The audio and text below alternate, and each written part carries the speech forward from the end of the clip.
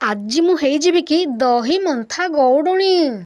आज को किछि दिन हबो क्षीरर सर सबुकु मु गोटिए प्लास्टिक टिफिन रे रखुथिली। काली संध्यारे सर रखिला बेले देखिथिली जे टिफिन हे जाइतला फुल। सेथिपाई आज घिओ बाहर करिवार प्रोसेसिंग रे आरंभ कली। बाल्टी रे किछि पानी आनी सर सबुकु सेडे छाडी देइथिली। सर को पानी सहित मिसेଇବା भितरे बाहरी जाइथिला लवणी। लवणी सबुकु नै मु रखि देइथिली कड़ाई रे। आउ लवणी बाहरिबो बोली भाबी मु आनिथिली गोटे चरका। आम आड़े तो याकू चरका कहंती। आउ आपणक आड़े कौन कहंती कमेंट रे जणैबे। चरकारे पानी को भल भाबरे चरकी सारिबा परे सेतिरु बाहरिथिला अल्प किछि लवणी। एसबु करिबा भितरे पुओ मोर उठी सारिथिला निदरु।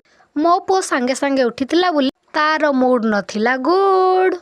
आउ एमितिरे भी आमे जेहेतु गाँर मनीष आम घरे गाई गोरु छेली कुकुड़ा सब प्रजातिर गृहपालित पशु अछंती। आम कुकुड़ा पाई हेइथिला गोटे नुआ कुकुड़ा घर।